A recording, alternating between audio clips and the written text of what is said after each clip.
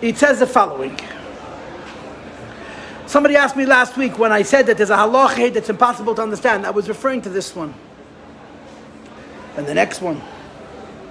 Gimel psachim hoylech echad ve'echad min ha-toim. Now remember that Rambam has a very different model of the time than all the other Rishonim have. I didn't give you the pictures of last week. I just gave you the new ones, which when I get to Peidik Hey, I figured only 3 halachas left. I'm not going to give you the old pictures. This picture is for the next Peidik. The next 2 halachas, you're just going to have to use your imagination, okay? Gimel psachim hoylech echad ve'echad min ha-toim. Each little closet, each little chamber, each little room has 3 doors minimum. Now remember, according to the Rambam, the toyim go the length of the Beis Hamikdash. So if you have 15 toyim on one side, it's because you have 1, 2, 3, 4, 5, north to south, and then 3 layers is 15. In the back you would have maitiv, yeah? 1, 2, 3, 1, 2, 3, and 1, 2 on top. According to the other Rishonim, the toyim were in one single row, and you had 1, 2, 3, 4, 5, much smaller. Stacked times 3, it's 15. But whether you go in the Rambam's model of the Toyim, or you go in the other Mefarshim's model of the Toyim, every one of these rooms has 3 doors, at least. Echad l'tam min ha-yamin, 1 to the door to the chamber to the right. Ve'echad l'tam min ha-smeil, and 1 to the chamber to the left.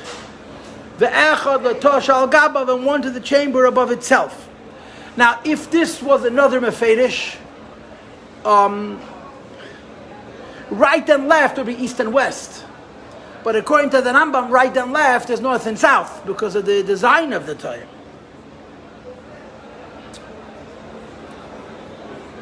Ubekeren Mizrachis Tzfeinis, the northeastern corner, which is on the far side, if you can visualize the other side where the Mizbeach isn't, B'dyosh, B'toshe, B'dyuta, Imtzai is the chamber in the middle floor.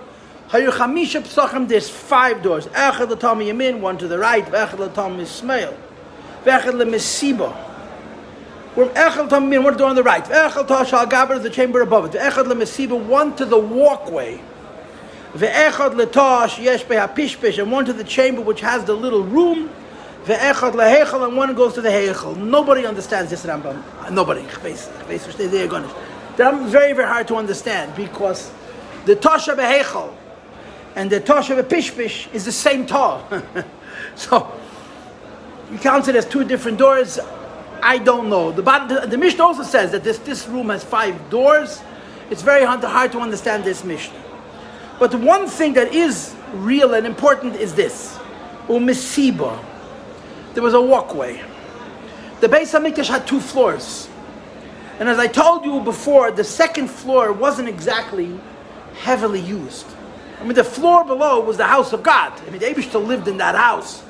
So on the floor above the Eibishter, it wasn't like, Srofim Eimdim Hima'aloi. There wasn't much action. It wasn't used for storage. It really wasn't. I guesstimate that it was primarily for kavod. L'roimim is Beis Elokeinu. It allows the Beis Hamikdash to be much larger, much taller. Because they couldn't possibly, in those times, make a room with a ceiling that was 80 amas. It just wouldn't hold. I'm guesstimating. There was a few purposes that they had. One of them was that they would lower people from the second floor into the Kodesh HaKadoshim on the first floor so they could clean, they could fix and paint and repair the damages on the walls without seeing the room. And they had all kinds of arrangements. They had Rashi Paspasin, little things coming out of the walls that marked, if you cross over this line, you went from the holy to the Holy of Holies. And you're not allowed to step, you're not allowed to trespass on the area of the Kodesh HaKadoshim on the second floor either, unless you had a very distinct reason to go there. But there was no staircase. There was no steps to go from the first floor to the second. There was a walkway, there was a ramp.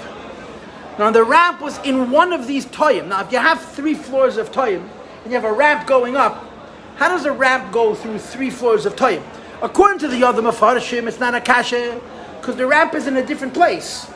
The toyim are all in one row, but according to the Rambam, the toyim are aligned this way, not this way, but this way. One of those toyim, which had 3 floors, also had a ramp. I don't know how that worked. Physically, I don't know how it worked. But we read, Misiba Hoysa Oile, there was a walkway, a ramp, which ascended Mikeren Mizrachis Tzveinis, from the northeastern corner, which means if you're looking at a picture, you know what? I did give you a page today, right? I did give you a picture. This side is better. This is not the Rambam's picture. It's not the Rambam's picture, but it'll serve the purposes. This is the Mesiba right here. It's the second from the end. Now remember, the Rambam has a whole different idea. The Rambam doesn't hold that there were 3 thick walls. The Rambam holds that there were 6 thin walls and 5 spaces that represent 5 toyim. The Mesiba would be here. Or I guess in the Rambam's word, between the second and the third wall, from the outside, from the northern side towards the Beis Hamikdash, the Mesiba. And it ran up the entire length of the Beis Hamikdash, east to west, which meant that it had to, you have a room with 3 stories, and you have a ramp that's running through all 3 stories. I don't know how else to describe it. So the ramp was running through the toyim. I don't know how you have a toa and a Mesiba at the same time. I don't understand how it works. But in any case, it ascended from the northeastern corner to the northwestern corner, which allowed you to reach the roof of the toyim, of these rooms. You would rise up the ramp, upon of Lamaida facing west. And you went from east to west on the northern side of the Beis Hamikdash. In your picture, this is north, so you would walk up here like this here, but you were gradually ascending. The distance east to west is, I guess, 70 amas, but the distance of height is 40 amas. So you climbed, on average, a half a foot per foot. It was a pretty steep incline. You understand, if you have 70 amas this way, but the ramp is 40 amas this way, in other words, this is 40 amas higher than here, that's a rather steep ramp. It's less than 1 to 2, you understand? I think it's a rather steep ramp. I don't know how ramps are, what the measure of a ramp is. It's half of 45 degrees, or a little bit more than 40, half of 45, a little bit less. I think it was less than half of a 45 degree angle, and you got to the top. At the back, you were holding 40 amas above the floor, which was the roof of the toyim, and we continue to read. You reach the west, you first your face north, it is south. So you walk this way, and this way, and this way. You made a hakafa, like that here. So you climbed 40 feet of vertical, 40 amas of vertical space on this side, and then you walk on the roof of the toyim all the way around. And we keep reading. You came to the west. You turned your face southward. You walked along the western wall. You got to the west. You looked along the western wall. You came to the southern side. You came to the southern side. You turned your face east. When you would walk on the southern side, you would reach the opening, the entrance into the second floor. The opening to the second floor was on this side. So to get into the second floor, you had to circumvent the entire Beis Hamikdash. Why? I don't know. I really don't know. I don't know why they could have had a spiral staircase. But this was the Metzias HaDvarim. You walked the ramp this way, then you walked around on this. Now, but I want you to understand something. Let's remember the Rambam's picture. In the Rambam's picture, the Beis Hamikdash is a cube, like a box, the top of a pair of film. It's a perfect cube. 100 this way, 100 this way, and 100 this way. But inside, it wasn't uniform at all. It was only on the outside there was a perfect cube. Inside, this shape, the T shape. Remember I told you the T shape, this here picture here, of the other Rishonim holds true. In other words, outside there were walls that encased, that hid what was going on inside, and it looked to you, to the observer, as a cube. But inside it wasn't universally divided. How so? The Beis Hamikdash itself went up 100 amas. Beis Hamikdash was 20 amas across. The areas on the side and the area behind were only 40 amas tall. And then there was empty space going up till the ceiling, till the roof, till the top. You follow? So the Beis Hamikdash, the room where the sanctuary was, which is 20 amas north to south, and 6 yamas east to west. Went up 40 yamas. Then you had a second floor, another 40 amas, which is 80, plus all the little stuff we talked about last time that gets you to exactly 100 amas, including a 6 amma foundation. But the Tayyim did not go up 100 amas. They went only up 40 amas. Why? Because the roof of the Tayyim was parallel to the second floor. And the second floor was a little bit more than 40 amas above the surface of the ground, which, I don't know. So why did they make a mica? They made a mica on top, but there was no. I don't know. I've never come across. The ramp was on the northern side.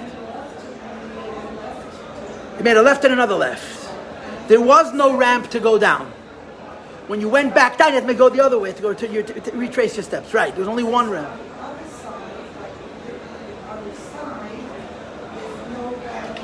Right, that was called Beis Habechirah. It had a different name. It served a different purpose. It wasn't called a Mesiba. It had a different name, and I forgot at the moment what it was.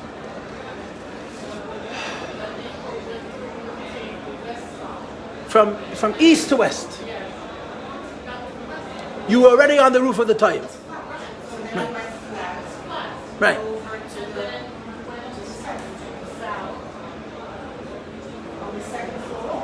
Right. Now, to get to the roof is interessant. I mean, the Gemara says that when the Beis Hamikdash was destroyed, the Kohanim went up on the roof. So there must have been a means to go up to the roof, but it may have been unconventional. They had Roshe Klunsoid Shaleres. There may have been like pieces of wood that they could have climbed, but I don't know. It doesn't, I don't remember. In Rambam steht es sicher nicht. Halacha Yud Gimel. Ubepischa Shel Aliyah. And in the entrance to the second floor, Hayushnei Klunsoid Shel Eretz. It's finished. Wait, the Rambam says it right here. Look at my Amarat says. The Rambam says it right here. And the entrance to the second floor, Hayushnei Klunsoid Shel Eretz, with two vertical beams of wood, of cedar, Shebehen Eid Nagag Shaliyah, which allowed to go up on the roof. In other words, it wasn't a ladder. A ladder has rungs. It was just two pieces of board side by side, and you had to, wedge yourself upwards to get to the roof. I just told you there isn't the Rambam, it's right here. Ve'lulin hayu.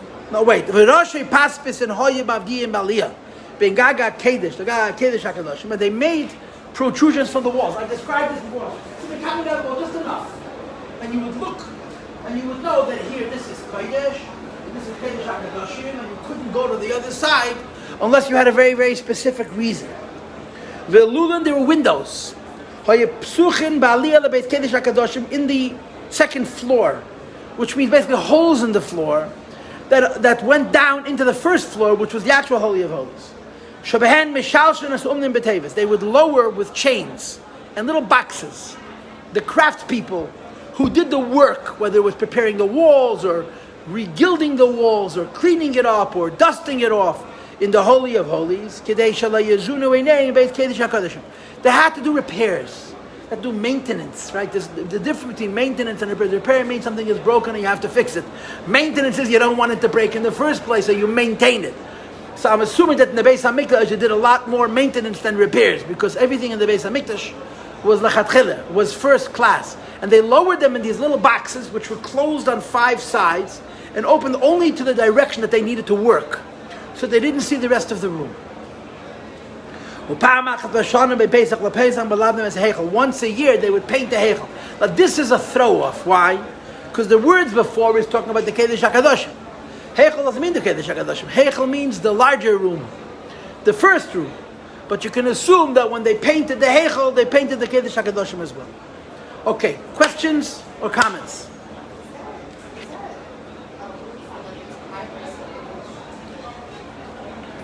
Well, you see, you're asking a very, very loaded question.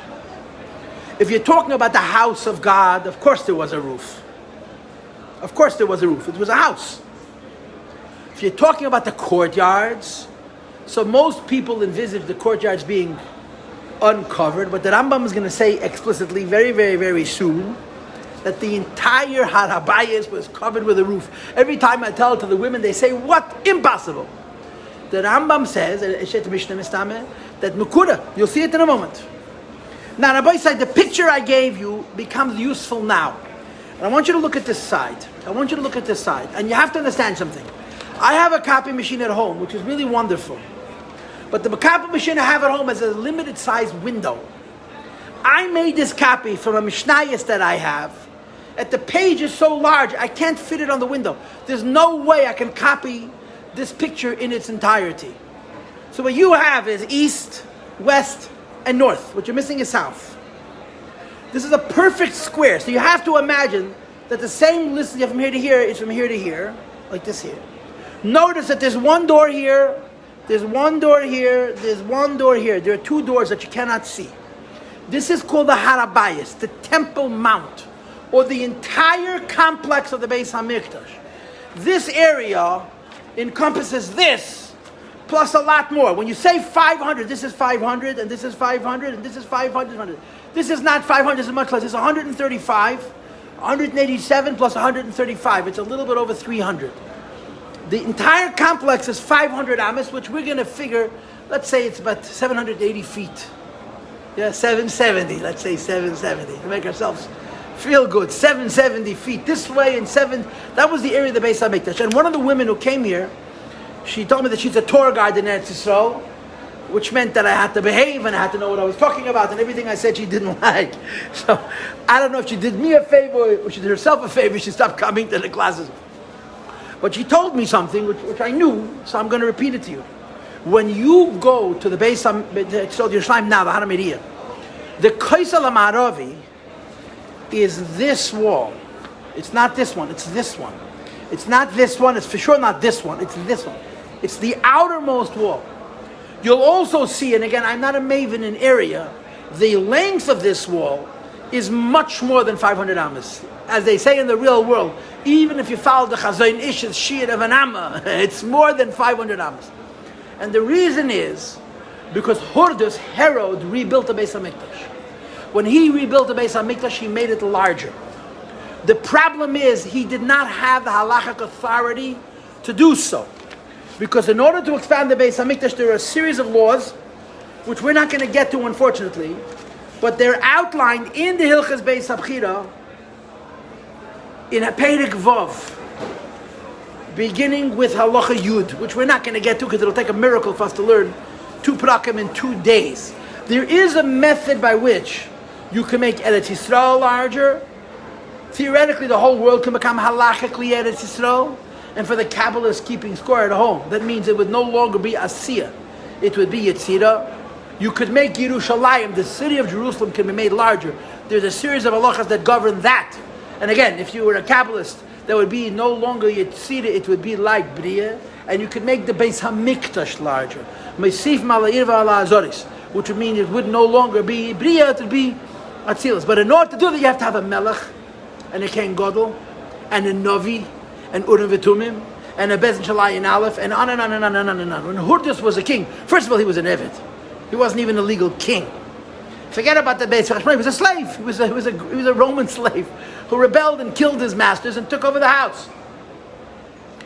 But there was no real king. There was no Urim V'Tumim. There was no Sanhedrin of Ayin Aleph. Maybe Sanhedrin there was, but other things there weren't. So when he made the Beis Hamikdash bigger, it didn't have a Gedusha. Which is why there's so much question where you are and aren't allowed to walk on the Temple Mount. Because the Temple Mount encompasses the entire area that Hordus built up. And it's bigger than the 500 or 500 that we're discussing here. So we're going to start with this picture, and as soon as we can, we're going to turn around to this picture because it's simply a larger version of the same. Har Habayis, which we're translating as the Temple Mount. The mountain that holds V'hu Har Moriah, it's Mount Moriah, and we had this in the very beginning, that Adam Rishon brought a carbon there, Cain and Hevel brought carbonas there, Noach brought carbonas there, the Akedah took place there, and so on. It was 500 amas, 500 hand breadth, 500 cubits, right? Cubits by 500 cubits. Am I correct? A cubit is an am. It was surrounded by a wall. As you see in the picture, there's a wall.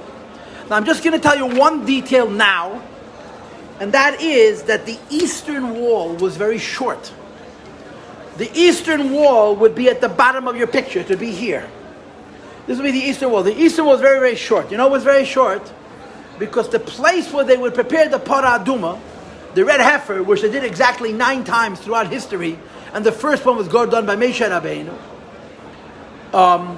was done on a mountain east of the Beis Hamikdash. And they would stand on Har HaZeisim, on the special mountain, and they would look towards the Beis Hamikdash, and they could actually see into the front entrance. The only way they could see into the front entrance is they would look through the doors. But the front wall, if it was very tall, would have made it impossible to see through the doors. So they made the eastern wall of the Har HaBayis. That means this one, very, very low. So he looked over this wall and then through all the doors, and he would see a few amas into the actual Heichel. This says in Chumash that they had to look towards the Beis HaMikdash, and one of the ways this was facilitated is the wall of the Har HaBayis in the east was short, while the wall of the Har HaBayis to the north, the south, and the west and the south was much taller. The entire Har HaBayis was built domes on top of domes, arches on top of arches. The entire Beis HaMikdash was built above the ground. It was not flat on the surface of the earth, because they were worried about Kever HaTahaim, a subterranean tumah that nobody knew about. And as we discussed, if you remember in the beginning, the only part of the Beis HaMikdash that was not allowed to have kippin al gabi kippin was the part of the Beis HaMikdash which has the higher standard of Tahara, namely the Mizbeach. It says in the Chumash, Mizbach Adoma, Ta'asali, says the Rambam, this doesn't mean you're allowed to make the Mizbeach out of sand. The Mizbeach has to be out of stone, Mizbach Avonim Ta'asali. Mizbach Adoma means that you're not allowed to build it above the ground. So the Mizbeach had to be built flat on the surface of the earth, so they had to go through all kinds of hula hoops to make sure there was no tumah underneath. The rest of the Beis HaMikdash was built on arches. That's why you have all these tunnels. The tunnels under the Beis HaMikdash are essentially arches. And I'm not a big maven in these things, but I did read a little bit about it. The idea of an arch or a dome, is such that because of the way the weight becomes redistributed, it can support incredibly heavy loads. An arch can hold a weight that you would never imagine possible. You would imagine for sure that the roof is going to collapse, and it doesn't. Because if you have a perfect arch and a perfect keystone, it's the pasuk in Tillim, the keystone, a triangular stone. Who needs a triangular stone? And then it becomes the keystone at the top of an arch. If it's perfect, all of the weight goes to the walls. So you can put as much weight as you want on the top because the walls are solid. The weight is not at all over the dome. It's just over the walls. So they built an arch, and on top of the keystone, they built a second arch. Why? Because there's something called tumah retzutza, a continuous tumah. If you have tumah in a wall, the tumah goes up till the rakia. If you have a tefach of air, one tefach, one handbreadth, one fist of empty space, it's called an oil, and the oil is mafsik pnei hatumah. It doesn't let the tumah go up. So if you build a dome, if there's tumah underneath that dome, above that dome is tahir. What about the wall of the dome? The tumah is retzutza. So they built a second layer of domes above the keystone, above the top of the lower layer of arch. So every inch of the Beis HaMikdash, with the exception of the Mizbeach, was sitting above a bubble of air. Now I don't think they made these domes a tefach tall. They made them much larger. But they were able to support the weight of the entire Beis HaMikdash. And that's the meaning of these words, kippin, al gabi kippin, a dome on top of a dome. The entire Har HaBayis had a roof. I say this every year, and every year people don't believe me. The entire Har HaBayis was covered with a roof. And you have to say the only part of the Beis HaMikdash that didn't have a roof was the Azara. The Har HaBayis was covered, had a roof. But the Azara had to be open. Why? The smoke had to get out. Huh? Right? The Azara where the Karbanos were brought, and the Ezras Nashim, I don't know, didn't have a roof. So when you went into the Beis HaMikdash, the inner areas was open to the sky, and the outer areas was completely covered by a roof. It's a pella dikazach. And v'kulai mekura stav lifnimi stav. Stav lifnimi stav means porches within porches. And this, of course, means that all around the Beis HaMikdash, they built. It was meant to be very, very pretty. I don't know what word. A promenade, I think the word is in English. Right? Does that sound right? A promenade? Like platforms. So it was a very, very large area, but it wasn't just flat. towards the walls, it went higher and higher. So people could basically sit around. You're allowed to sit in the Harabayis. And it was a place that people came. I'm sure you didn't come there to make a barbecue. People didn't come to socialize. People came for holy purposes. But it was designed in such a way that there were different layers of height, steps sort of going up from a lower level to a higher level to make it beautiful and to give people places to sit or to stand or to socialize and to so on and so forth. Okay, now, please talk louder.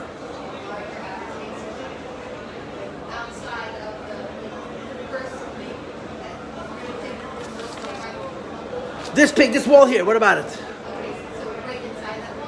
Yeah. All around these walls were this promenade, that's what it's called. Along the walls, it came out of the walls. The Mizbeach is here. Halacha Beis. Don't be afraid of me. If you have something to say, say it.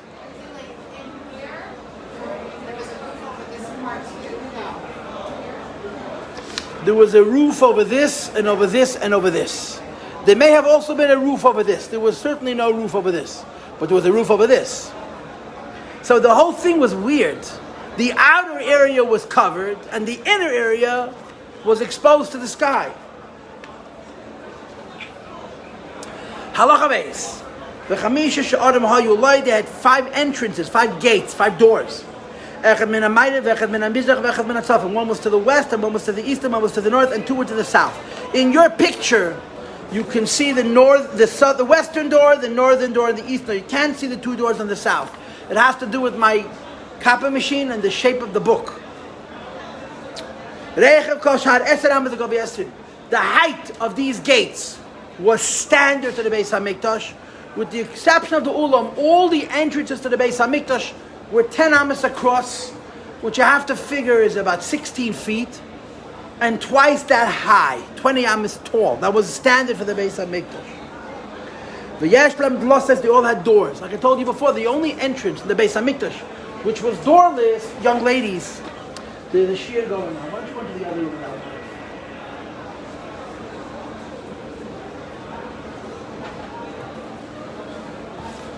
Thank you. Was the Ulam. Halacha Gimel. Now I'm going to ask you to turn over. Look at this now. Look at this side, okay? Lifnim imenu seidig. Seidig means a picket fence. That's what it means. It was this tall, 10 tefachim high. And in the picture, it's this. I don't know why the designers made it look like it had so much floor area. It was mamish, a picket fence like this, shaped like this. You know how they had these fences, very simple. Diagonal lines running this way, slats. This way, 10 tefachim this high, 10 tefachim this high. All around the Beis HaMikdash. And it demarked an area called the Chil. Now the Rambam has a different opinion about the Chil. It's another thing that the Rambam is different than everybody else, which creates other problems, but let's move on. Seidig. The Seidig was a picket fence, Makiv Saveh, which the entire Beis HaMikdash. The entire Beis HaMikdash is this. From here to here is 187. From here to here is 135. How much is 87? 187 and 135. It's obviously 300, yeah? And 13 and how much? And 22 and a half, 13 and a half, 22 and a half, yeah? 13 and 22. I guess it's 322 amas is my guess. I may be wrong. From here to here was 322. The Seidig circumvented all of this entire area here. There's a little thin picket fence. Now notice, in the picket fence there are a bunch of breaches. There's a history to that. When the Yevonim came into the Beis HaMikdash, when the Hellenists came into the Beis HaMikdash, they broke through the wall in 13 places. To correspond to these 13 places, they left 13 openings in the Chil, and they created 13 doors to the Hazorah. In the Mishnah, it's brought that there's 3 opinions how many doors the Hazorah had. One opinion is that the Hazorah had 5 doors. Another opinion is that the Hazorah had 7 doors. Another opinion is that the Hazorah had 13 doors. The problem is, facts are harder to you can't argue about facts, you can argue about interpretation. How can you have a factual debate? So the presumption is that there were actually 13 doors. And the question of 5, 7, and 13 is prominence. How important were those doors? They built secondary doors and tertiary doors. They had 13 entrances into the Azara to commemorate the fact that the Greeks, the Syrian Greeks, the Hellenists breached the Azara in 13 places. So when they repaired the Beis HaMikdash, they left these 13 openings. And they had a corresponding to that 13 openings in the Chil. You have 1, 2, 3, 4, 5, 6, 7, 8, 9, 10, 11. There's supposed to be 2 more someplace. There's 13. In this picture you don't see it. In this picture you see only, let's say again, 1, 2, 3, 4, 5, 6, 7, 8, 9, 11. There was 13. There's 2 missing in the image because they would have been someplace over here. To remember the fact that the Yevonim broke through in 13 places. Now, Ulefnim and Aserik HaChil. Inside Aserik was the Chil, which is Govay Esr Ames, which was 10 Ames tall. Notice the word Goivay is in a bracket, because it's a very, very strange shita according to the Rambam. V'alav hu'ayim regarding whom it is written bekinis, that means in the book of Eicha. V'yavel chayil v'chayim. The first time the word chayil appears in Torah, it's not in Malachim, it's in Kinnis, in Eicha, in Lamentations, written by Yirmiyahu. V'chaymezu chaymes ha'azara. And this wall is the wall of the Azara. Now, you see, here's the deal. There's a later Perek in this halacha Beis Habechirah, which also we're not going to get to, unfortunately, which discusses the idea that the Eretz Yisrael, the Holy Land, has 10 holinesses, 10 levels of kedusha. It's really a worthwhile Perek to learn, but every year it gets shortchanged. I mean, we just don't get that far in Beis Habechirah. If you learn 5-6 prakim of Beis Habechirah in 3 weeks, it's a serious accomplishment. And there's 8 prakim. There's 10 kedushas. A lot of those kedushas are minat Torah, biblical kedushas. Some of those kedushas are midirabanan. The rabbis added kedusha. The kedusha of Eretz Yisrael is obviously minat Torah. The kedusha of Ayalos HaMakofes Chema, walled cities with Beis Yeshua Nun, is minat Torah. The kedusha of Yerushalayim is minat Torah. The kedusha of Harabayis is minat Torah. The kedusha of the Azor is minat Torah. One of the kedushas that the Chachamim added was a chil. That you walked into the Harabayis, you walked towards the Beis HaMikdash, and there was a picket fence. Inside that picket fence was holier than outside that picket fence. The rabbis added a kedusha. And the additional area was called the chayil, or the chil. Now the idea, of course, is that the picket fence is supposed to say, listen, outside this fence you could go, I think if you're Mechos HaKippurim. Inside this fence, you're not allowed to go if you're Mechos HaKippurim, because the Chachamim added an extra kedusha. According to the Rambam, the chil was a platform 10 amas high. If you have a platform 10 amas high, you don't have to have a little picket fence to demark it. It's self-marked. You understand my problem? That's why this word goivhoi is in a bracket, because the Rambam, I don't know what the Ksavim will tell you, the original manuscript will tell you, but it's very hard to understand why the Rambam says that the chil is 10 amas tall. Because the chil is 10 amas tall, we need a seidik for. The seidik was a fence, a little tiny fence. You know, it wasn't the kind of fence that kept robbers out. It was a fence that simply marked, this is one territory, this is a different territory. Inside here, you're not allowed to go if you're in this degree of tumah. Outside here, you're allowed to be even though you're in that degree of tumah, because it's a lesser level of kedusha. But if the fence was up against a platform 10 amas tall, 16 and a half feet high, what do you need a fence for? This is one of the many things that the Rambam says which are none, zero. Inside the fence is the chil. Right, because this picture is not the Rambam's picture. This is not the Rambam's picture. Between the picket fence and the platform, there's no space. According to the image you have here, you have a fence. And remember, they made this image, the fence looks like it's 5 amas across. It was an inch, slats. Then there was 10 amas of floor. Of those 10 amas of floor, over here you have 12 steps. The chil is 10 amas. But 6 of those amas were stairs, 12 steps. Every step took up a half an amma. So the area of the chil is technically 10 amas. Realistically, it's only 4 amas. According to the Rambam, the whole thing is a 10 amma platform. So it's very hard to understand why you need the picket fence. How you understand the visual of this, in the Rambam's opinion, is very difficult to explain. That's why some people take out that word. You take out that word, it makes sense. I'm sorry, talk louder.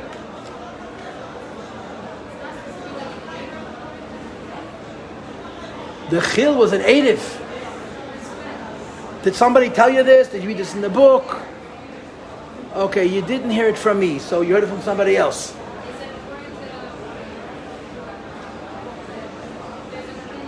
You couldn't carry the Harabayas.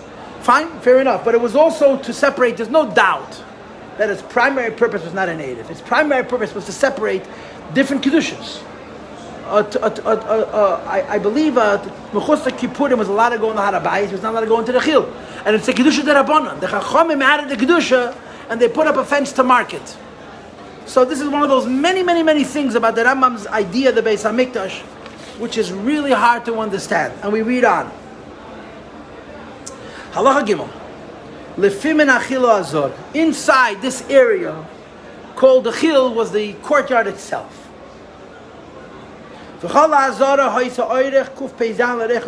187 cubits east to west and 135 cubits north to south. Understand that means this. So we skipped this. We didn't talk about this yet. Okay? We're going to talk about this in Halacha Zayin. So we went from the Harabayas, that's this, to the Saireg, that's this, to the Chil, which is the white area in between, and now we're doing the Azora, which is the courtyard, which you could not go in if you were in any. It was called Ezras Koyanim. It was the holiest space where the Koyanim entered. You couldn't go in unless you had a reason, and you had to be Tahir, and so on.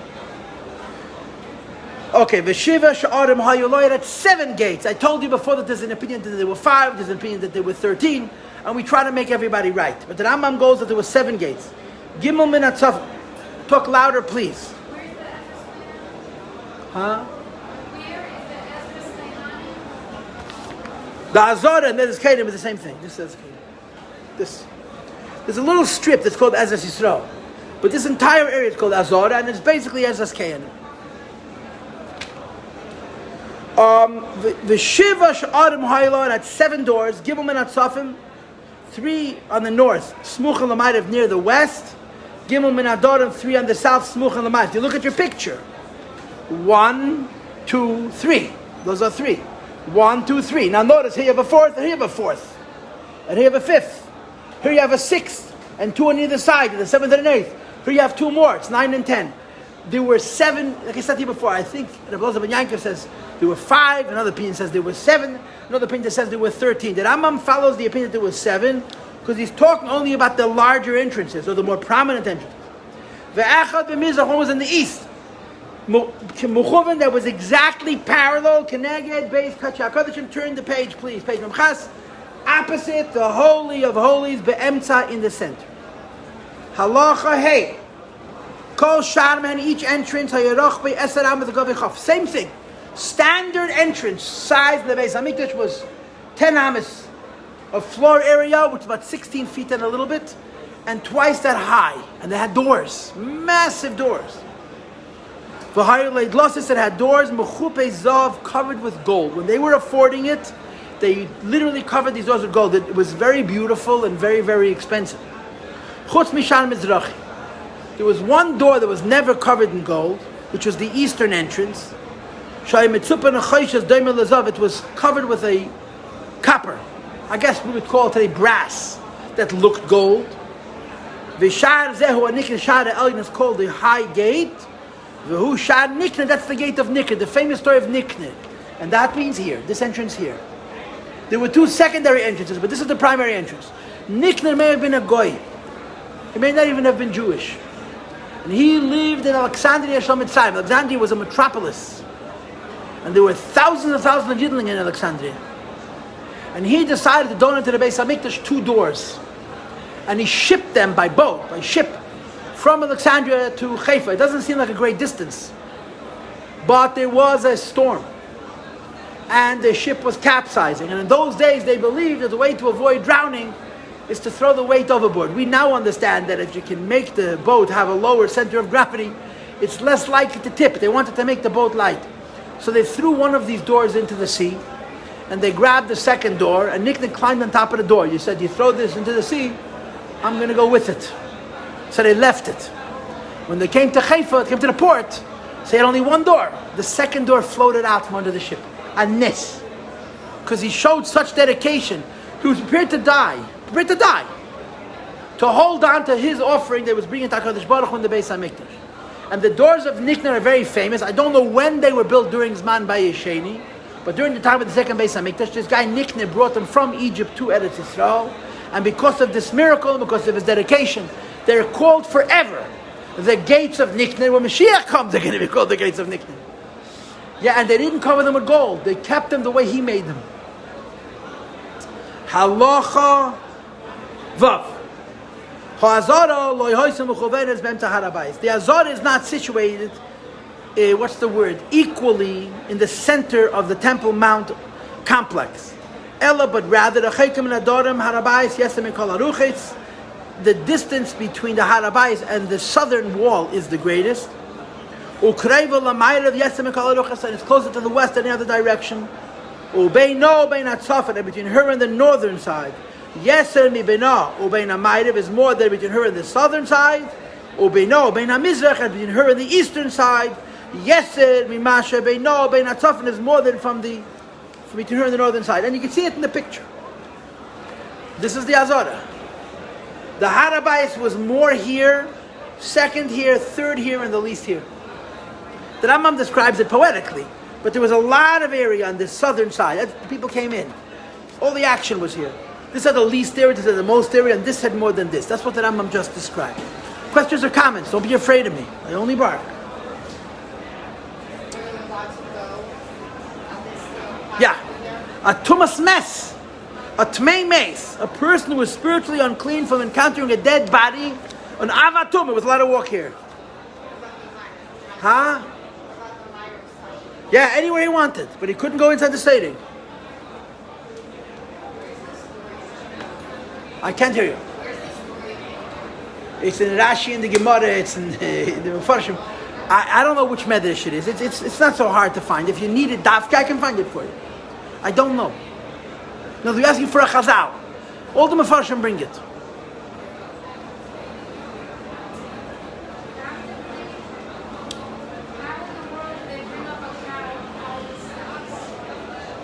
What's the big deal? No, well, the problem was the ramp. The mountain was a lot more steps than this. They had to get them up a mountain.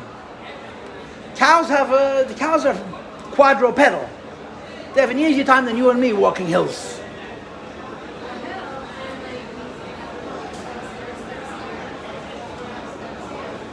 Yep.